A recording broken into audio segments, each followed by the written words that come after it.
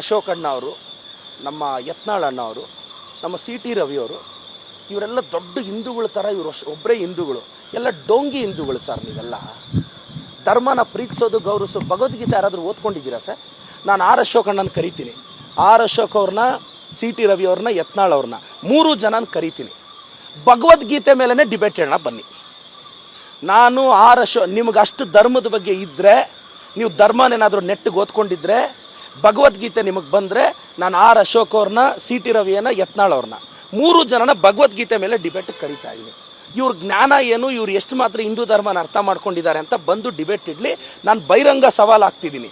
3 ಜನಕ್ಕೆ ದಮ್ಮು ತಾಕತ್ತು ಇವಿದ್ರೆ ಭಗವದ್ಗೀತೆ ಮೇಲೆ ಡಿಬೇಟಿಗೆ ಬನ್ನಿ ಸರ್. ಅದಾದಮೇಲೆ ಮಾತಾಡೋಣ. ನಾವು ನಮ್ಮ ಧರ್ಮನ ಗೌರವಿಸಬೇಕು, ಬೇರೆ ಧರ್ಮನ ಗೌರವಿಸಬೇಕು. ಇದನ್ನು ಬಿಟ್ಟು ಬಿ ಜೆ ಪಿಯವರು ಸರ್, ಇವರು ಒಂದು ಕೈಯಲ್ಲಿ ಪೆಟ್ರೋಲು, ಒಂದು ಕೈಯಲ್ಲಿ ಬೆಂಕಿಪಟ್ಟಣ ಇಟ್ಕೊಂಡು ಸರ್ ರಾಜಕಾರಣ ಮಾಡೋದು ಅಯೋಗ್ಯರವರು. ಇವತ್ತು ಒಬ್ಬನಿಗಾದರೂ ಡೆವಲಪ್ಮೆಂಟ್ ಬಗ್ಗೆ ಮಾತಾಡೋ ಯೋಗ್ಯತೆ ಇದೆಯಾ?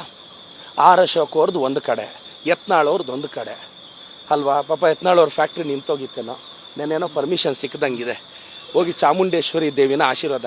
ಪಾಪ ಯತ್ನಾಳ್ ಅವ್ರು ಇನ್ಮೇಲೆ ಆದರೂ ಆ ಶುಗರ್ ಫ್ಯಾಕ್ಟ್ರಿ ಅಲ್ವಾ, ಯತ್ನಾಳ್ ಅವ್ರಿಗೆ ಶುಗರ್ ಫ್ಯಾಕ್ಟ್ರಿ, ಇನ್ನು ಬೇರೆಯವ್ರಿಗೆ ಬಾಡಿಯಲ್ಲಿ ಶುಗರ್ ಇದೆ.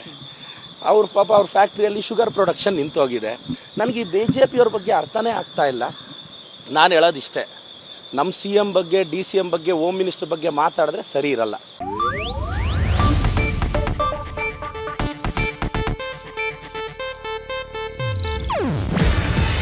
ಇದು ಏಷ್ಯಾನೆಟ್ ನ್ಯೂಸ್ ನೆಟ್ವರ್ಕ್ ಪ್ರಸ್ತುತಿ. ನೀವು ನೋಡ್ತಿದ್ದೀರಾ ಏಷ್ಯಾನೆಟ್ ಸುವರ್ಣ ನ್ಯೂಸ್.